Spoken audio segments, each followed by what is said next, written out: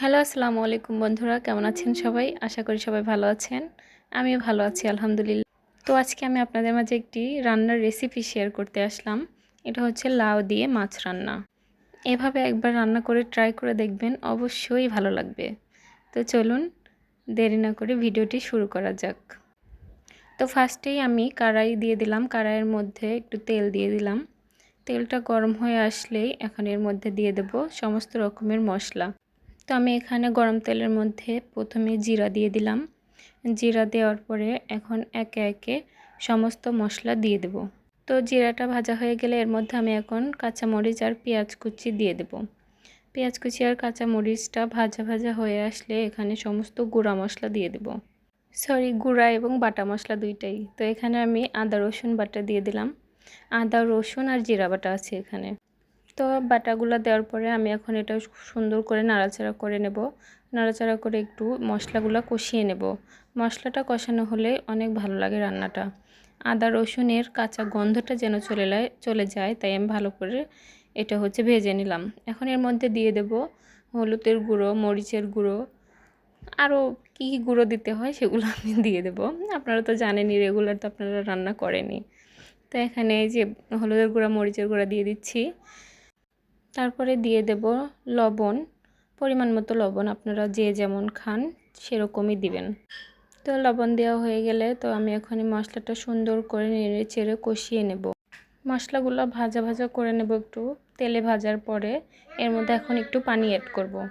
একটু পানি দিয়ে মশলাটা ভালো করে কষিয়ে নেব। আসলে মশলা কষানোতেই তরকারির স্বাদ। যত মশলা কষানো যাবে তত রান্নাটা আরও স্বাদ হবে বেশি। তো এই যে দেখুন, আমি এখন একটু পানি দিয়ে এখন একটু এটা কষিয়ে নেব। এই যে আমার কষানো শেষ। এবার আমি এর মধ্যে এখন মাছগুলো দিয়ে দেব। এটা হলো আমার খুবই প্রিয় একটি মাছ, এটা হলো পাঙ্গাস মাছ। পাঙ্গাস মাছ জানি না আর কার কার প্রিয়, কিন্তু আমার অনেক ভালো লাগে। কার কার ভালো লাগে অবশ্যই কমেন্ট করে জানাবেন।